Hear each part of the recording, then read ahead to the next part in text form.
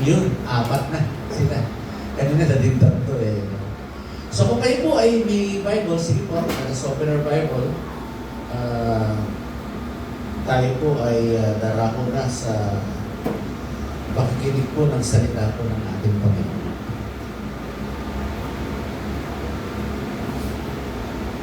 Yan, sa pong huwag na hanapin ng katabi ng tulog pa yan. Hinanalig pa yan. Daniel chapter 1. Tayo po ay magpapasimula since February. Sabi nila, February daw ay love month. February daw po ay love month. Okay, Daniel chapter 1 verse 8. ESP po ang gamit ko ngayong umaga. Okay, Daniel chapter 1 verse 8, ang sabi nun, but Daniel made up his mind that he would not defile. That he will not divide themselves with the king's choice food or with the wine which he drank. So he sought permissions from the commander of the officials that he might not divide themselves. Let us pray. Lord, marami pong salamat, Panginoon.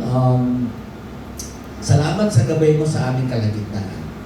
Nandito kami para makinig, nandito kami para patuloy na mapagpala po ng mga salita. Sa iyo namin alay ang oras na ito.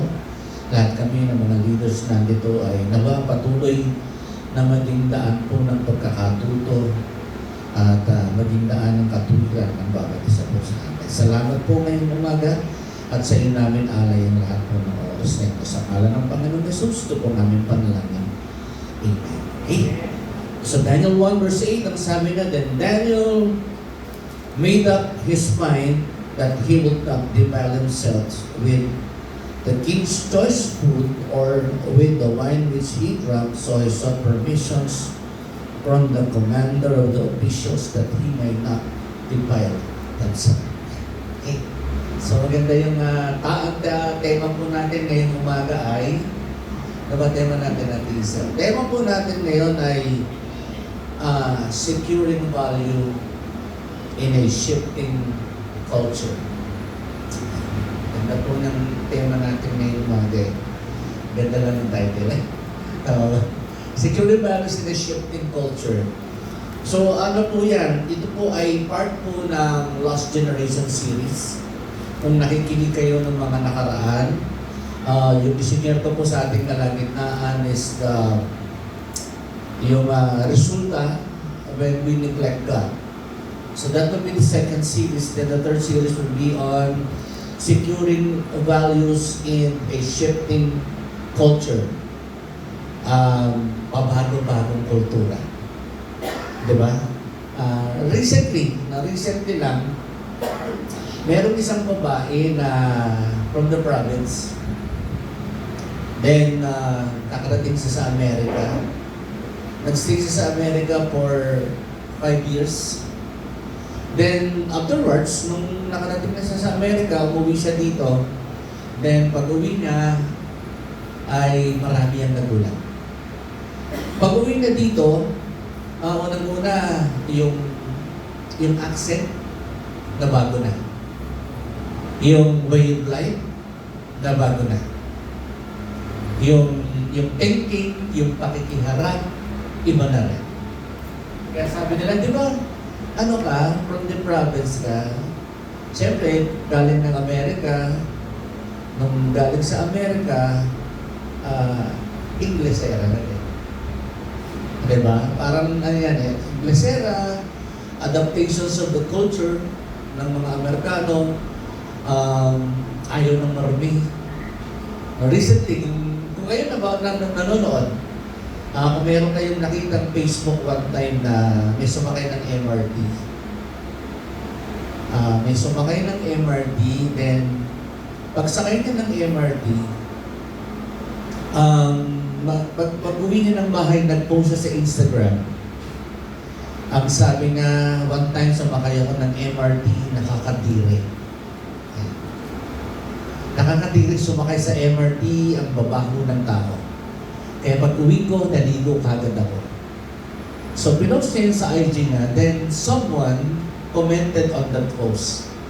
Ang sabi niya, ang mga tao sa MRT, yan ang mga taong naghahanap buhay. Yan ang mga taong sumasakay dyan from morning till afternoon. Tapos sasabihin mo nakakadiri ang mga tao. Sabi niya, hindi ba di ka naman nagbago? Mukha ka pa rin tatay. Binas siya. So bakit po? Ano nagagawa nun? Well, actually, story po kasi ng Daniel chapter 1 is about a shifting culture. No, yung kasaysayan kasi ng Daniel chapter 1 ay bahagi nung recently na nangyayari sa atin. Yung mga kultura na nababago sa atin. Marami ang mga bagay na nangyayari sa kultura, lalong-lalo na tayong mga Pilipino. Then we are shifting culture after culture, nag-a-adapt tayo ng maraming kultura. Alam niyo po, ang story po ng Daniel, actually it start from a battle. Nagsimula po to, simula sa giyera, dahil po that time, ang bayan Israel, from historical background, ang bayan Israel po, ay being under the protection of Egypt. So, nung Egypt and the Assyrians, sila yung mga taong nakakapit at nagpoprotekta sa bayan of Israel at that time. So, it came to pass, nagkaroon po ng battle, nagkaroon po ng pakikipagdigma ang mga Babylonians sa Egypt and then the Assyrians. Eventually, Assyrians and Egypt defeated. So yan po yung historical background po yan, the Battle of Carchemish. Start po yan ng 605 BC. So yung Battle of Carchemish po na yan, the Egyptian and the Assyrians are being defeated by the Nebuchadnezzar II. So tinalo po yan, tinalo po sila ng Babylon, ng Babylonia, and then lahat po kasi tinalo nila Southern Kingdom. Southern Kingdom is the kingdom of the Jew, or the Judah, while the Northern Kingdom is the Israel. So tinalo sila sa battle, under the protection of Egypt and Assyria, they are being defeated by the Babylonian, and then the Babylonian takes them away into captive, into exile. So yun ang story nung mamaya makikita natin bakit pumapasok din yung shifting culture. So afterwards po, sabi ng Daniel chapter 1, in the third year of the reign of Jehoiakim, king of Judah, Nebuchadnezzar, king of Babylon, came up to Jerusalem and besieged it. So yun yung story. No, tinalo nila sa battle ng Egypt and Assyria, and then the Babylons take siege Jerusalem, which is the center of Judah. So tinake nila yung Jerusalem, and at the same time, dinala nila yung mga tao sa Jerusalem, at makikita nyo po in verse 2, the Lord gave Jehoiakim, king of Judah, into the hands of the Assyrian. So tinalo sila, dinala po sila ng mga Babylon, kinuha, binisisan Jerusalem, siyempre kasama yung mahal nila, which is Jehoiakim, for historical context and background, kasama yan dun sa Battle of the Carchemish, 605 BC, makikita nyo yung tatay ni Jehoiakim is Jehoash. Yun yung tatay ni Jehoiakim. Si Jehoash ay inalis forcefully, then pinalit si Jehoiakim ng Egypt, then lumalabas, si Jehoiakim is a puppet king. No? Parang nilagay lang dyan as a puppet. Sabi dyan, si Jehoiakim stands as a puppet set up by Necho of Egypt. Then Egypt was being defeated, so kinuha na si Jehoiakim. Historical background po kasi si Jehoiakim ay nasa line of Judah, and the last king of Judah was, kung di ako magkakamali, ang last king of Judah is si Sennacherib. So yun yung last naging king ng Judah. At pagkatapos po noon, nung si Joachim dinala sila, naging exile po sila, and the exile, more than the exile, came into Babylon. Sabi po ng verse 2, sabi niya na, and the Lord gave Jehoiakim. Sabi ng verse 2. So you can see, mga kapatid, na even God allows, no, inaalaw po ng ating Panginoon for a wicked nation para turuan po ang bayan ng Huda. No? Dinala sila, then God allowed, sabi po ng verse 2, then God allowed Jehoiakim into the hands of the Babylon. Dinala sila sa Babylon and together with the vessels. Yung mga vessels po. Kasi ang cultural context po niyan, ang sino mang nananalo sa labanan. Kunyari, tinalo po ng Babylons ang Jerusalem. Lahat po ng mga bagay sa templo ng Jerusalem ay dadalhin lahat dun sa templo ng tinatawag na Babylonian Temple. Sabi po ng verse 2, in the house and all this along with some of the vessels of the house of Judah, and he brought them to the land of Shinar. Shinar was Babylon. So yung other name po na.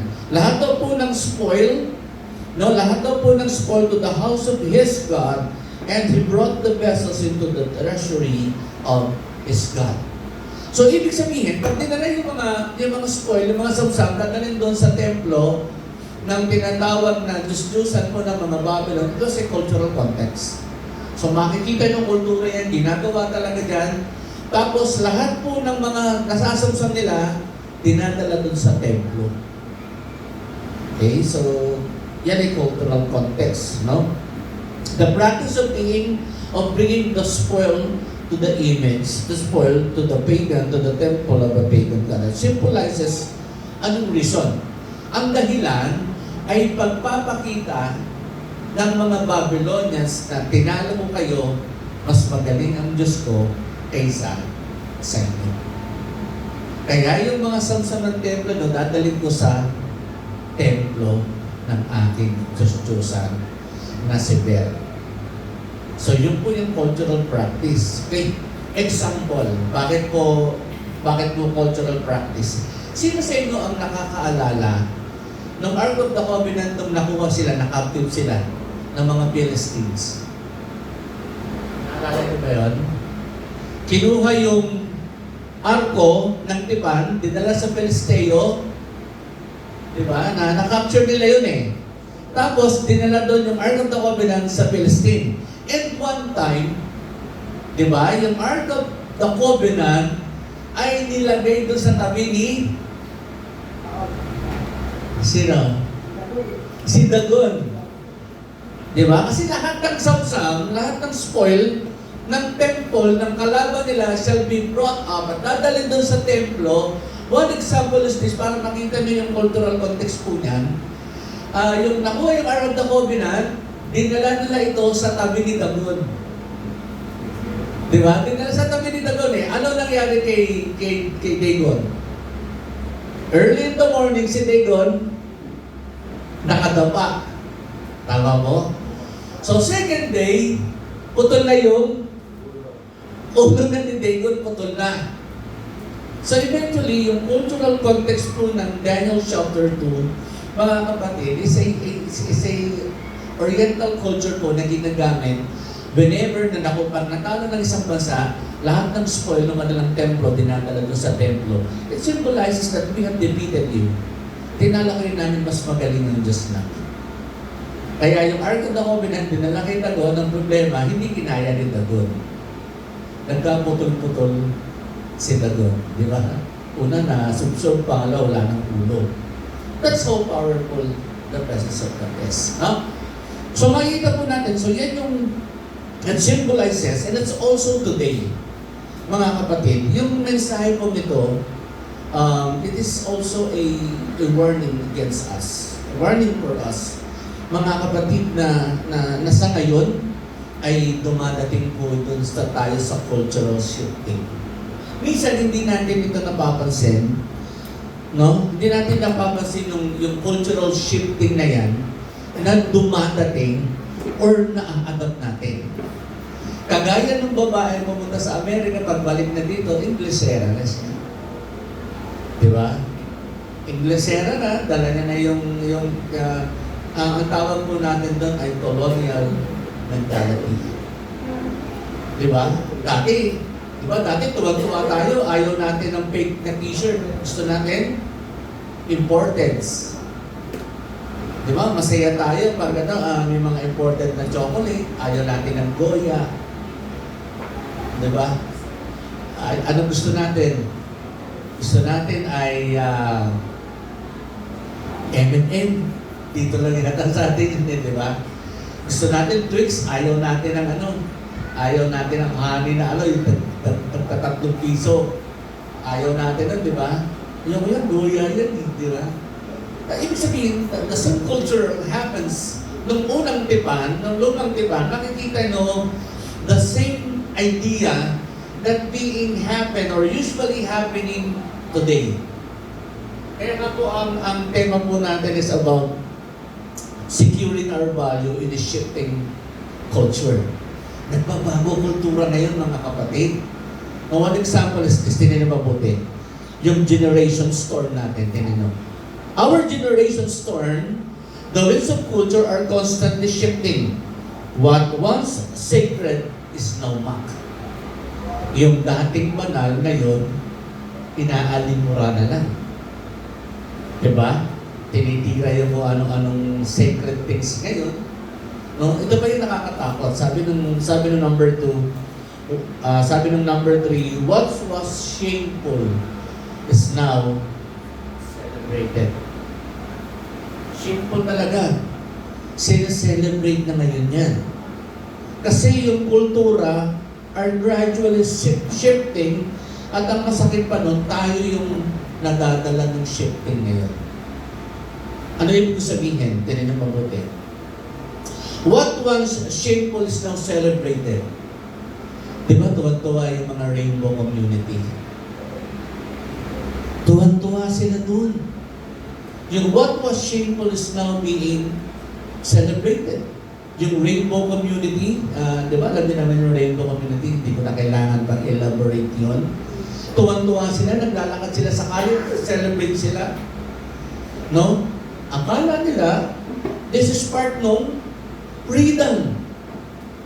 Alam naman natin na tayo mga Pilipino, ang number 1 culture natin, mga Pilipino, as ayaw natin sa lahi natin meron ganito. Diba? From the start, ayaw natin ang may baliktad sa pamilya natin. Diba? Once na pag nakakita tayo sa mga matatandang kagaya ko, diba dati, pag nabalita, ay, anak mo, gano'n, ba nakakaya? Not for now. Diba? Pag yung anak mo ay ayaw ng palda, gusto pantalon, shameful sa atin sa mga matatanda. Why? Because yung kultura natin ay napaka ng kultura natin.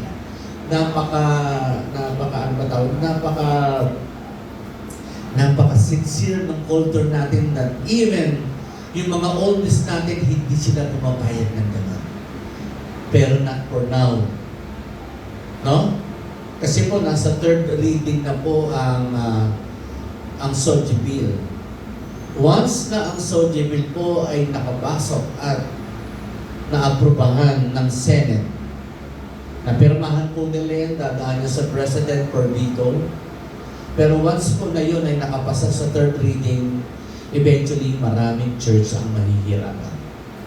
Kasi nakalagay po sa SOGI Bill, it is being allowable that a man and a man can be married. Wala nang distinction. Halimbawa, pumunta dito sa church, member ko siya, magpapakasal po kami, pastor.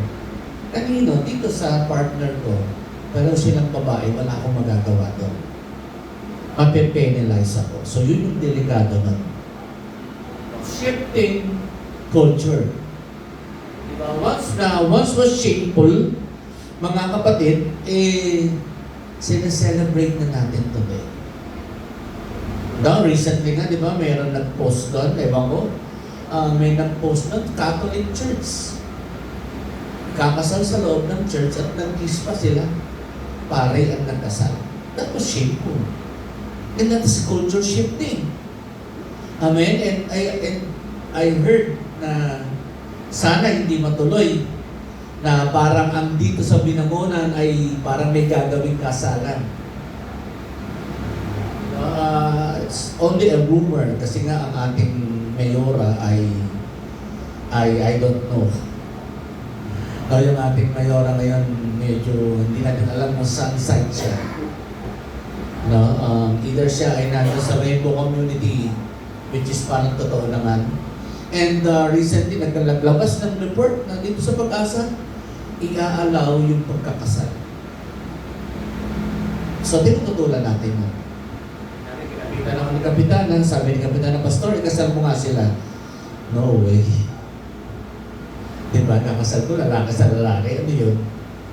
Di naman mabibigyan ng PSA yun eh. Di naman mabibigyan ng marriage certificate eh. Kasi hindi pa nababago ang constitution po natin.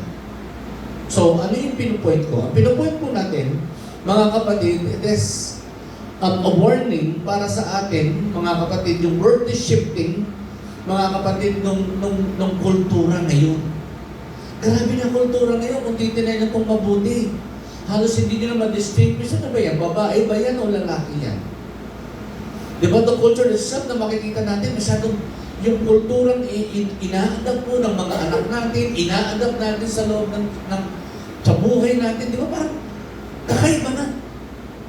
No, and that's the reason why yung Daniel chapter 1 ay naisulat po at makikita po natin na makakakuha tayo ng napakagandang istorya kung paano nangyayari yung cultural shifting. Diba? Iba na ngayon eh. Dati ang kultura natin, pag tayo ay nakipag-live-in, isusumpa tayo ng pamilya natin. Tama po ba? Diba? Sa atin, ipinagbabawal ang tanad. Galit tayo doon pag tinana natin. Yan ay Filipino culture na meron tayo dati, which is oldie itself. But makikita nyo yung values meron. Diba? Hindi inaalaw ng mga matatanda na magkuhabit kayo dahil hindi pa kayo kasal. And now, diba? 6 na anak, di ba sila kasal? That is cultural. That is the wave of culture, mga kapatid, na makikita po natin ang drift of the waves, yung ating mga anak. Yung tayo mismo. Sometimes di natin na nakikita pero dumarating sa atin po yung kultura po na yun na minsan adapted natin. Amen? Na-adapt po natin yung mga bagay na ang tawag po ng Bible doon, the Chaldean influence.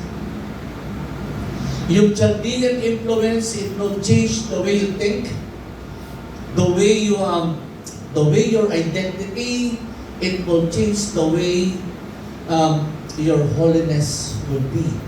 So yun yung istorya po, mga kapatid, ng Daniel chapter 1, when the southern kingdom, the Judah, besieged by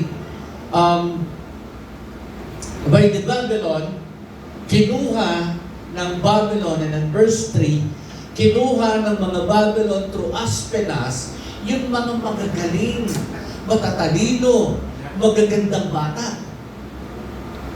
Diba? Kinuha nila. Kinuha sila Daniel, kinuha si Hananiah, kinuha sino ba kinuha? Si Hananiah, si Mishael, at si Araya. Si Azariah, ang sabi na, to bring like sons of the Israel, including some of the royal family and of the nobles. So, nung pagkatapos po ng siege po, mga kapatid ng Egypt, and then the Babylon takes over, lahat ng mga magagandang bata, matatalinong bata, mayayamang bata, kinuha po nila, dinala doon sa pinakahari. And then ang sabi po doon kasama si Daniel, si Hananiah, si Mishael, at saka si Azariah. Bahagi sila doon sa kinuha sa exile, and then dinala sila doon. And then ano ang sabi? Sabi niya, youths in whom have no defect, in verse 4, were good-looking, magagandang lalaki, showing intelligence in everyone, serve wisdom, and those with understanding in verse 4, and discerning knowledge and ability for serving in the kings. The main idea was to serve the king of Babylon. Ano po yun? Alam niyo po ba na ang hari ng Babylon is considered as gods sa pagan? Then, sabi na, understanding and discerning knowledge with ability for serving in the king's court, and he ordered them in verse 4. Sabi na, and he ordered them, sabi na, he ordered them to teach them the literature and the language of the Chaldeans. So, indoctrination na po ang ibig sabihin nun. From Hananiah, Azariah, Daniel, mga kapatid, babaguhin na talaga sila. Sabi nun ng verse 4, sabi na, teach them the literature and language of the Chaldeans. Parang sa kapanahon na natin, di ba? Dati yung kultura natin wala na eh. Nag-shift siya until such time 2026, ang dami nang nag-shifting na bago. Dati ayaw natin sa rainbow, ngayon gusto na natin. Even mga pulis, may ganun ng pulis, di ba? Which is in the sense that it is illegal. Merong pare, ganun, gay. Sometimes it allows the culture itself. Nagbabago, nagsishifting po yung Korea, ano na yun. Then, God the example, mga kapatid, na kinuha yung 4 na lalaki na yun, for what reasons? Education and erasure. I-educate sila, then aalasin yung dati. Diba? Aalasin po yun, aalasin yung dati, and the religion itself, ang sabi dyan, aims rewrite their identity, reserve their faith, and reprogram their thinking. Same reason today na nangyayari po sa panahon natin. Ay indoctrinate po, hindi lang tayo. Sometimes ang thinking din ng mga Kristiyano iba na rin. What is shameful is now being celebrated. Sabi nga ng pinag-aaralan po natin, we have to secure the values we have. Hindi tayo pwede, mga kapatid, na ma-impluensyahan ng Chaldean culture that shapes our identity, that shapes our thinking, and shapes as well yung atin pong pagkakilala sa Diyos. Maraming bata ngayon, gano'n na. That even in the church itself, no? Tinan niyo po yung pressure, di ba?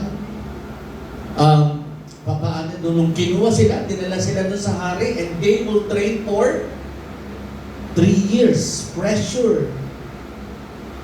3 years. 3 years silang papakainin, bubusugin, patatabain, tuturuan ng language at literature ng Chaldeans, mga kapatid, and that is an automatic compromise. Kukunin ko kayo, lalagay ko kayo dito, then you have to forget kung ano ka dati. You have to shift your identity from being a Christian, then you go to for becoming a Chaldeans. So grabe po yun. No? Erasure yun, education, and then erasure, mga kapatid. Ganun gagawin yung cultural shifting today. That even in the church and even in our family, pag hindi na tayo nagbantay, pinabayaan din natin, eventually the world will shape our mindset. At babalik tayo doon sa cultural shifting. Bababago ang kultura ng pag-iisip po natin. So, tatlo yan. There are 3 pressures. Well, number 1, change their thinking. Bakit? Tuturuan sila ng thinking ng mga Chaldeans. Di ba? Sabi na, turuan sila ng mga knowledge. Turuan sila ng mga knowledge po na yan. Babaguhin yung thinking. Babaguhin ang thinking nila. No, yung indoctrination. Babaguhin, di ba? Nakikita niyo yung mga graduate ng UP? Di ba? Puro bright. Puro bright individual yun eh. And yet, pag na-indoctrinate sila ng leftist group, sumasama sila. Kasi nakikita nila, okay to, para mas magandang i-adapt ito. Pero at the end, ang tulad ng rebelde ang dating nila. At ganoon din sa atin. Mga kapatid, pag hindi tayo nag-ingat at hindi natin nilagay ang sarili natin doon sa pag-ibig po ng Diyos, tandaan nyo, mga kapatid, it will eventually reshape our thinking. The pressure to change their thinking. Ano po yun? To learning the thinking of the Chaldeans. Grabe. Diba? Yung napapanood natin sa TV. Diba? Napapanood natin sa TV. Yung napapanood natin sa TV. Bisa magugulat kayo, lumalabas sa mga anak natin. That is an indoctrination. And that is reshaping the thinking. And sometimes makikita nyo yung mga anak po natin, o even tayo nagsasabi tayo, 6'7". Bata, 6'7" sinasabi. Diba? Imbis na yung mga bata, the culture itself, diba, nung bata kayo at nung bata din ako, ang sabi ng nanay natin, wala kang ibang pag-aaralan once you became a 6 years older, ang una mong hahawakan, abakada. That is the primary and the basic knowledge and teaching na itinuturo ng mga magulang ngayon. And today, ano yung cultural shifting sa mga anak natin, yung thinking nila, yung indoctrination nila, na inilalagay natin, gadget. Sad to say, that is true. Imbis na mag-aral, gadget. Ako yung mga apo ko, gadget. Amen? Salamat na lang tayo, walang gadget ng bata pa tayo. Tama po ba? Exempted tayo dun. Pero may gadget tayo na kinahuhumalingan ng medyo bata pa tayo. I don't know kung kayo doon ay, kung kayo ay ano doon, bayad kayo. Kasi dati, di ba, cellphone, ngayon cellphone na, bata pa lang. Nababago yung thinking nila. Nanonood sila ng Roblox eh. Even tayo, di ba? Imbis na magbasa ng Biblia, puzzle pa, wasting our time. Eh dati, ang bisyo lang natin, ewan ko kung kayo dito, kami bisyo namin ito dati, telephone. Sino sa inyo ang gumamit ng telepono? Wala. Na mga bata kayo, di kayo nahok sa telephone. Kami nahok kami sa telephone. Yan, nandito si Shea, nandito. Doon sa road 4, meron doon nag-iisang telepono. Doon sa alaga namin na pag meron kami gusto kausap, pupunta kami doon sa road 4, doon sa kalye na yun, then pipila kami para makausap lang namin yung mga tao at that time. May hinuhulog na ba ng ganang tek, tapos yung ganun dati eh. Yun lang ang one of the main possible thing na nakita ko na kinahuhumalingan dati. Pero aside from that, wala na. Eh ngayon, nakikita nyo yung cultural shifting from simplicity to maganda pa cellphone ng mga anak natin eh. Yun na lang, lason. Lason ang isipan nila. And sometimes tayo din lason din. Right? Yung bata hindi na nagbubukas ng textbook. What will be the thinking of our new ones today? Hindi na sila humahawak ng ano, sabi nga ni Groliers, when you read the book, mas malaki ang nare-retain na knowledge. Kasi mas nababasa mo. And today, hindi na. Ano na ginagawa ng mga bata nga, even us, ano ginagawa natin? AI. Ay, oo kasabi. Pumunta ka dyan, may ChatGPT dyan. Shifting culture or hindi? Shifting culture. Yung bata tinatamad na mag-aral. May textbook naman eh. Diba? Kaya nga nagbibigay ng libro. libro for the reasons na mga bata mag-research. To make their lives more simple, ano ginagawa natin? Punta ka na lang kay Gemini, okay na yan. Diba? At yung ChatGPT, matutulungan ka niya. Diba? Sometimes, akala natin it's okay. Well, okay naman. Kasi yung knowledge tumataas. But the problem is the culture itself. Nagpapalaki tayo ng mga taong umaasa sa technology. Amen? Ganun din. Yung first part po was to attack their thinking. Baguhin yung kanilang kaisipan. At ang kaisipan po nila, which is galing doon sa kaisipan na para sa Diyos, papalitan ng kaisipan ng mga Kaldeo. That is a cultural thinking. No? Sabi naman po ni Pablo, sabi niya, be transformed by the renewing of your mind. Iba na thinking ng bata ngayon. Pag sinaktan mo bata ngayon, sasabihin na sa'yo, pababarangay kita. Diba? Which is, ang totoo lang, tayo mga parents, dapat alam na nagdidisiplina ng mga bata po natin. So yung shifting, yung cultural shifting, that's sometimes very dangerous sa mga magulang, kagaya po ng pinag-aaralan natin. When Daniel, Azariah, si Hanania ay kinuha ng Babylon, unang-una yung indoctrination ginawa sa kanila. Teach them the knowledge and learning of the pagans. Sometimes we adopt the pagan. Sometimes it is a Chaldean way of indoctrination sa buhay din po natin. Amen? Iba thinking ng mga mananampalataya. Which is sometimes hindi natin nakikita. Ang masakit nun, nakakalusot tayo. Paano yung mga anak natin? They are the ones who will eventually suffer the losses. Kaya nga po yung series na ginagawa natin is the Generations Lost. Tayo man rin makalusot, paano na sila? Tandaan po natin, when these four boys, Daniel, Hananiah, Misael, and Azariah, mga kapatid, binata pa sila, bata pa sila that time nung kinuha sila. Nung kinuha sila, nandun sila sa noble family. Well-known family, matatalino, magagandang bata. Di ba? Yun yung kinukuhay. Tapos nila tinuruan, binago, binrainwash ang isip. Kasi nandun sila sa exile. Pero ang kagandahan nun, sabi ng verse 8, sabi ni Daniel, Daniel made up his mind. That's the best part of that. Number one po is identity pressure. Baguhin ng thinking po nila. No? Ano yung pangalawa? Identity. Binago ng Chaldeans ng Babylon yung identity nila. Anong ginawa sa kanila?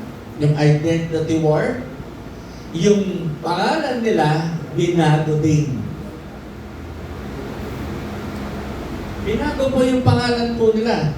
No? Nakita niyo ba yan? Binago yung pangalan nila. Inuba talaga ang pangalan nila eh. Diba? Si Daniel, ang pinangalan sa kanya ay si Belshazzar, which is the god of the Babylon. Si Bel. Tapos, si Hanania, ang ginawa sa kanya, pinangalan siya, si Shadrach. And then si Mishael, si Meshach. And the last one is to Azariah, si Abednego. It is the father of Nego, the god of Nego. So yung pangalan nila, from a true deity, kasi yung names, may ibig sabihin nun, significant nun sa mga Hudyo. Pag pinangalan ka, may ibig sabihin nun. And then nagkaroon ng identity crisis, yung war against identity. Nung pagdating nila doon sa foreign land, binago na rin ang pangalan nila. Identity war po ang tawag doon. Huwag naman natin hayaan baguhin ang identity natin. O ang identity ng mga anak natin. Dating pangalan, Daniel, ngayon si Belshazzar. Di ba? From a true name then given by God until doon sa name that is a pagan, godly name. Parang si Joseph, di ba? Binago pangalan ni Joseph eh. Ano naging pangalan ni Joseph? Kung naalala nyo. Binago rin pangalan ni Joseph, di ba? Ano pangalan ni Joseph? Sorry, nakalimutan ko. Binago pangalan ni Joseph.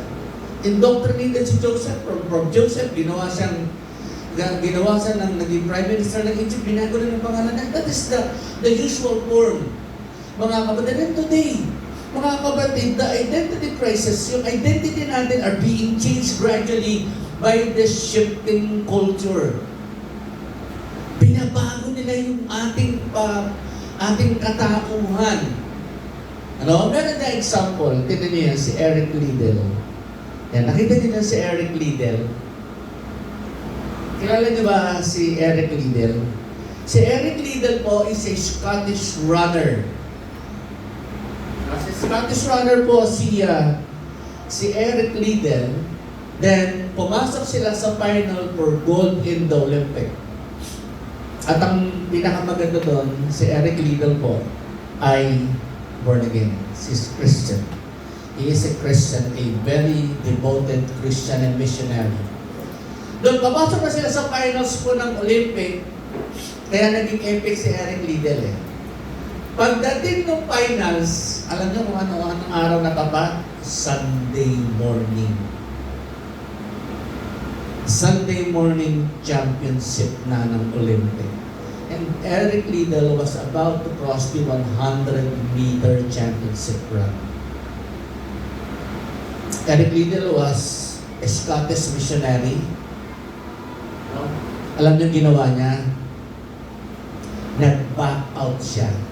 Hindi siya tumakbo. Bakit? Sabi niya, hindi ako tumatakbo para sa tao. Tumatakbo ako para sa Diyos. He never compromised the identity. Sometimes, di ba? Sometimes sa atin, number one naman, yung identity crisis natin, minsan nag-shift talaga, di ba? No? Tama yung sabi nila eh. Tell me who your friends are and I will tell you who you are. Totoo yun. Kasi kung sino yung mga kasama mo, kahalubilo mo araw-araw, you are slowly adopting yung kulturang mayroon sila. Kung ikaw ay Kristiyano at hindi ka maingat, hindi ka malakas, hindi ka patuloy na nakakapit sa pinangahawakan ng Lord, eventually, you will be saturated by the culture of those people na nasa kasama mo. Araw-araw, and then eventually makikita mo ay parang wala nang pinag-iba. Yung mga taong nagmumura, nakikita mo, way of life na rin sa akin. Sa akin po, aral yan. Reason why kaya dinala ko siya. May mga nakasama ko dyan sa labas. One time talagang nagalit po ako talaga. Tao lang din ako eh. Nagalit ako, nasigawan ko siya. Nung nasigawan ko siya, the problem is ito. Merong pastor ng DCM na nasa tabi ko. Hindi ko kilala. Mistake ko po yun, inaamin ko yun. Alam mo, ginawa ng pastor, pinost ako sa BCM. Sabi sa akin, pastor ka ba talaga? Ano po yan? Yung danger ng shifting culture na sinasamahan at iniikutan natin. That eventually, pag hindi tayo maingat, makukuha talaga natin. Hindi niya ako kilala. Hinanap niya pangalan ko. Then nag-post sa BCM. Sabi na, Pastor Nick Borrero, sabi na, sana, ayusin mo ito. Yung slight moment of bursting of anger ng isang tao, di ba, may pastor, sinabi sa akin. Nag-repent ako, syempre. Kasalanan ko yun eh. Hindi ko naman itatanggi. Kaya sabi ko, ayusin ko. Kaya simula nun, hindi na ako nakipag yung connect na ang counter hindi na kasi sa kanila walang masisira sa atin marami. That's the danger of cultural shifting. Minsan, maging pastor o tayo man, pag di tayo naging maingat, the identity itself will be attacked at will by the devil himself. No? Sa kanila, gagandang lalaki, mayayaman. Then sabi ng King of Babylon, si Nebuchadnezzar II, baguhin ang pangalan niyan. Baguhin ang pangalan nitong mga to. Sabi po ni Daniel made up his mind. I never compromise. Yun po yung isa sa pinakamaganda doon. Dapat we never compromise. Tandaan po natin, dapat alam natin kung sino tayo. Amen po ba? Alam natin. Dapat alam ng mga anak natin kung sino din sila. Eventually, yung mga anak natin are under attack din po ng cultural shifting. Pag hindi natin sila nabantayan, then they drift away from the identity themselves. At magtataka na lang tayo, bakit ganito na anak ko? 6'7" na, hindi na kinakanta. 6'7". Wala na yung Christian value. Amen? Amen po ba? So number 1, the pressure of rewriting the thinking. Number 2 is the attack of identity. Diba? Binano na, sabi po ng verse 5 and verse 6. Makikita niyo po yan. In verse 2, in verse 5 and verse 6, 3 verse 7, the cultural shifting, change their thinking, change their identity, change the way of living. Pati buhay nila binago na rin. Binago na. Anong sabi po ng verse 7? Then the commander of the official assigned new names. The commander of officials assigned new names to them. That is their identity. But Daniel in verse 8 made up his mind.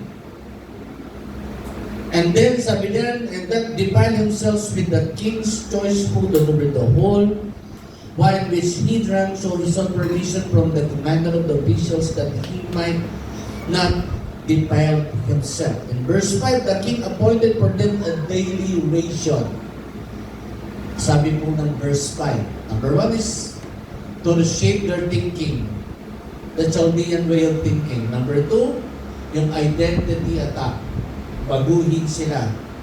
Kung dating gabi, gawin natin Chaldean way of thinking. Yung names po nila. And then the last one po, mga kapatid, yung makikita nyo, yung tinatawag po na way of living. At sabi ng verse 5, sabi po ng verse 5, the king appointed for them a daily rations from the king's choice of food, and from the wine which he drank, and appointed that they shall be educated 3 years, at the end of which they were entered the king's personal service. So ang idea, 3 years indoctrination, 3 years yung identity crisis, then the 3 years yung daily ration po ng kinakain po nila. Diba, sabi ng verse 5, and the king appointed for them daily rations from the king's choice of food and wine. Ibig sabihin, lahat ng pagkain kinakain ng hari, kakainin nila. Lahat ng iinimin nila, iinimin din ng hari for 3 years. They will be saturated with that kind of food. They will drink the same wine na iniinom po ng hari for 3 years. And the king preparing them for their service after 3 years. Diba, grabe. Ang kakainin mo, pagkain ng hari. Ang kakainin mo, yung kinakain ni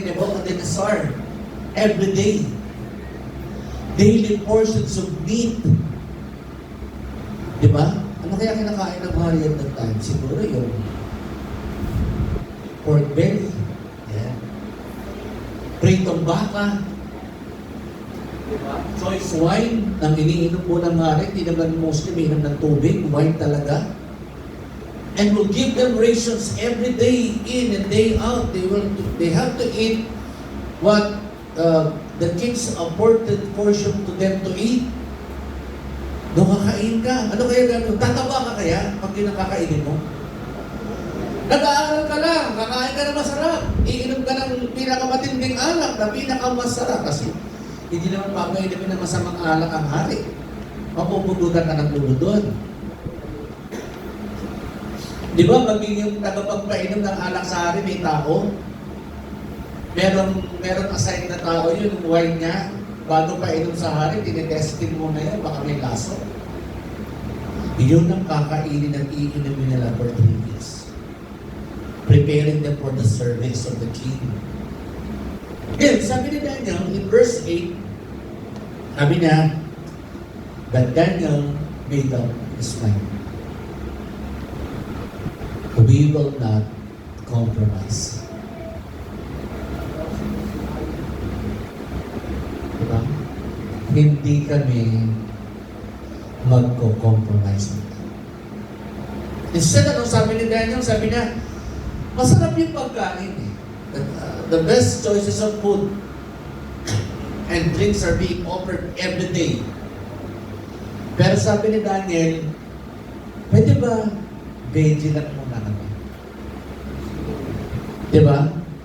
Vegetarian kasi kami, hindi kami hindi kami carnivorous. Pero makikita niyo po, mga kapatid, in verse 9, in verse 2, and in verse 17, you can see the mighty presence of God moving. Well, actually, yung Daniel chapter 1 po na yan, it is about shifting culture eh. Yan kasi yung idea niya. But the way, as we studied Daniel chapter 1, nakita ko that in every aspect of life, God is always there in control of every of this. Sabi ng verse 2, God gave Jehoiakim. Sabi ng verse 9, God granted Daniel. Sabi ng verse 17, as for those youths, God gave them knowledge. So yung every affair po na yan, as you can see in the repetitive phrase, na makikita nyo that in every aspect of the story of Daniel chapter 1, nandun ang Diyos. Laging present si Lord doon. Sabi ni Daniel, ayaw namin ng veggies. Pwede ba, ayaw namin ng gulay, ayaw namin ng karne, pwede ba gulay muna? Subukan nyo kami ng gulay lang na kakainin namin for 10 days. Sabi ni Ashpenaz, hindi pwede yan. Kasi mayroong degree ang hari na pakainin kayo ng maayos. No? Pero ang sabi ng verse 9, and the Lord granted Daniel favor and compassion in the sight of the commander of officials. So, ibig sabihin, it is for the request of Daniel, but recently, if you read verse 9, it is the favor of God that happens. Yung pabor pa rin ng Diyos ang pumilos.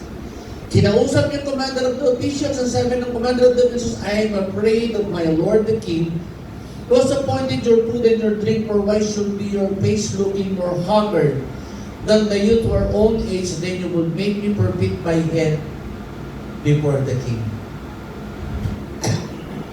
Sabi ni Ashpenaz, pag nagkamali kayo dyan, mawawala yung aking ulo. Kasi paglabag po yan. Sabi ni Daniel, but Daniel said to the overseer whom the commander of the officials had appointed over Daniel, Hananiah, Mishael, and Azariah, please test your servant for 10 days, and let us be given some vegetables to eat and water to drink. Ganun na ano? Ganun ang condition ni Daniel. Baka pwedeng wag muna. Wag muna ng karne, tsaka alak, vegetables and water to eat lang. Then the Lord, sabi ng verse 9, the Lord granted and gave them favor. So kilos pa rin ng Diyos. Reason. Okay. Ano yung reason? Mga kapatid, bakit sinabi ni Daniel, but Daniel made up his mind. Daniel made up his mind that he would not defile himself. Ano po yun? Historical context ulit tayo. Nilagyan ko siya ng historical background. Mga kapatid, kasi lahat ng pagkain na ibinibigay sa hari, ipinaiinom sa hari, ay ino-offer sa Diyos-Diyosan muna. Bago pakain sa hari yan, ino-offer muna sa Diyos-Diyosan nila. Alam ni Daniel ang kultura at that time. Kaya sabi ni Daniel, hindi ko kakainin yan, kinakain, inihahandog nyo sa Diyos-Diyosan yan, tapos papakain nyo sa amin. Hindi lang yung sinabi ni Daniel. Instead, sabi ni Daniel, instead of giving us this food, which is offered to idol, rather, sabi niya, give us water and vegetables to eat. Give us 10 days. Then, pag nakita nyo na lumusog kami, yung appearance namin, then good. Magpapatuloy po kami. Then, tuloy yung story, sabi in verse 12,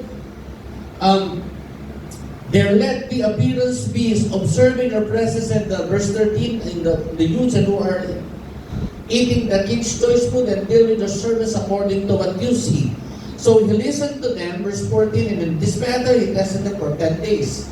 Verse 15, at the end of the 10 days, their appearance seemed better. They were fatter. Hindi kagaya ng kumain ng karne. 10 days lang. Sabi niya, nung after 10 days, nung tinignan sila, assessment time, aba, mas maganda pala ang gulay. Di ba? Mas maganda ang gulay. Mas mataba sila. Sabi mo ng Bible, as for this youth, and at the end of 10 days, their appearance seems better. Maayos ang itsura nila at mas mataba sila. So natuwa yung si Ashpenaz, king of the officials. So the overseer, verse 16, withhold their choice food and continued to withhold their choice food and wine and kept giving them vegetables. Sabi ni Ashpenaz, so sige, good naman pala kumain ng vegetables and only water, sige, patuloy na natin yan. And the concluding verse, makikita na po dito, and in verse 17, as for these youths, God gave them knowledge and intelligence and in every branch of literature and wisdom. Daniel even understood all kinds of visions and dreams. That will be the result. No? Tuloy po yan. The king talked with them, verse 19, out of them the ones was found like Daniel, Hananiah, Mishael, and Azariah. So they entered the king's personal service, and verse 20, as for the matter of wisdom and understanding about the king consulted them, he found them 10 times better. Diba? Ano po yung resulta? They never compromise. At the end of the 10 days, ang sabi ng banal na kasulatan, they became 10 times better. Pagkain po ba? Well, actually, yung pinaka-answer po ng lies on verse 17, galing sa Diyos ang katalinuhan ng mga batang ito. Actually, yung buong chapter po ng Daniel ay centered on warning against cultural effect sa buhay natin. But what you can see on Daniel chapter 1, you can see yung pagkilos ng Panginoon. Napakahalaga ng bawat bagay na once we are reading this, makikita natin nandun ba ang Diyos. Well, actually, nandun po ang Diyos. Sabi ng verse 9, God granted them provision. And the last one, God granted them knowledge and wisdom. And at the end of the the series po ng Daniel chapter 1, they became better and 10 times na mas matalino po sila. So ngayon po umaga, making the story short, wag po natin kakalimutan, let us not compromise. Even though na nandiyan yung cultural shifting, ngayon ang dami ng cultural shifting na nangyayari po sa atin. ang sanlibutan, binabago ang kultura natin. But let us deal on 3 things. Well, number 1, yung ating thinking must be the thinking of Christ. Number 1 po yan. Sabi ko ng Bible, sabi na, be transformed by the renewing of your mind. Let this mind, sabi po ng 1 Corinthians chapter 12, let this mind be in you. We have the mind of Christ. Alawa, sabi doon, what is your identity? You are the sons of God. Never compromise your identity. Huwag nating i-compromise yung ating identity. Tayo po, whoever believes in Christ, give them the rights to become sons of the living God. And lastly, mga kapatid, let us not compromise our righteousness. Tandaan po natin, we have the righteousness that comes from the Lord. We have the righteousness that comes from the Lord. Sabi po ng 1 Corinthians 1:30, sabi na ng Bible, yung righteousness in Christ binigay sa atin. So ngayon po umaga, anong reason for us to compromise? Nandiyan ang cultural shifting. Tama po yan. Hindi naman natin may iiwasan. Kasi the last days, knowledge are increased. But what we are in the sight of God, dapat we never compromise. Alam niyo po ba yung pinakamaganda po nito? Sabi na, will you protect your mind? Will you protect your identity? Or will you protect your holiness and your righteousness before God? Yes, we have to.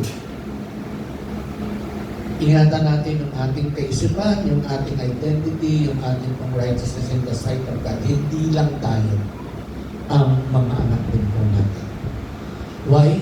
Kasi yung cultural shifting nangyayari na noon pa. Binabago po ang ating pananaw ng mga bagay dito. Okay? So last will be on Daniel chapter 3.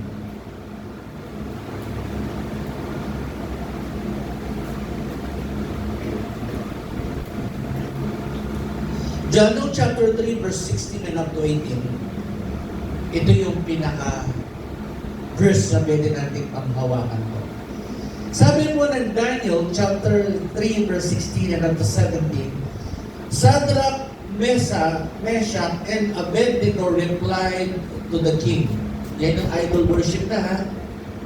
Sabi na, the king Nebuchadnezzar set an idol that everyone na nandun sa vicinity ng Babylon will bow down. When you hear the bell, when you hear the sound, worship the image. Dito yung answer nila. Sabi ng answer nila, verse 16, Shadrach, Meshach, and Abednego replied to the king, O Nebuchadnezzar, we do not need to give you an answer according to this matter. Verse 16, 3:16. Verse 17, if be so, our God whom we serve is able to deliver us from the furnace of blazing fire. And He will deliver us out of your hand, O King. But even if He does not, sabi na kung hindi mo kami ililigtas ng Panginoon. Sabi po ng verse 18, O King, that we are not going to serve your God. Your gods of worship, the golden image that you have set down.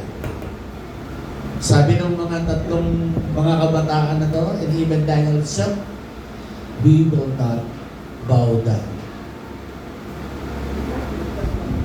We will not compromise. We will not let our family and the shifting culture, we will secure our value. And what's our value? Our value is in Christ. The mind of Christ, we are the sons of God, and we have the righteousness of Christ sa buhay po natin. And that's the reason why, sabi ng tatlong binata, we will not serve your God. Alam namin ng Diyos na kinikilala po natin, and we will never compromise. We will not bow down to that graven image. Whatever cultural shifting na gawin nyo sa amin, still, ang Diyos na kinikilala namin, siyang paglilingkuran namin habang kami ay nabubuhay. Alam mo sinabi si Daniel on the last part, di ba sabi ni King ng Babylon, mas makapangyarihan ang Diyos. And our God is more powerful and able enough to save us and serving Him with all our lives. God who made the heavens and the earth, yung Diyos na Daniel chapter 1 na laging nasa kanila, who gave them, who grant them permission and grant them knowledge and wisdom. That's the same God na meron po tayo. And we never compromise and bow down. Amen? Hindi tayo dapat yumuko.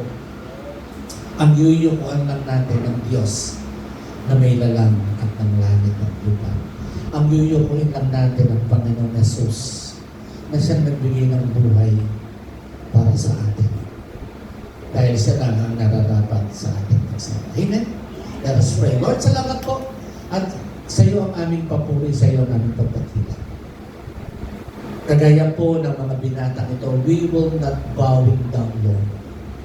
Ang pamilya namin, ang aming mga anak, mga asawa, buong membro ng pamilya namin, we will not bow down on this cultural shifting na siyang magbabago ng aming kaisipan, magbabago ng aming pagsamba. Wala po kaming ibang kikilalanin na sasabahin maliban ikaw lang, Diyos na may lalang ng langit at ng lupa. Sa iyo lahat ang aming papuri, ang aming pagdakila. Sa ngalan ng Panginoong Jesus, ito po ang aming panalangin, tayo magsabi ng amin. Amen. Purihin po ang Diyos na buhay. At salamat po. At mapagpala po tayo lahat ng ating Panginoon. Okay?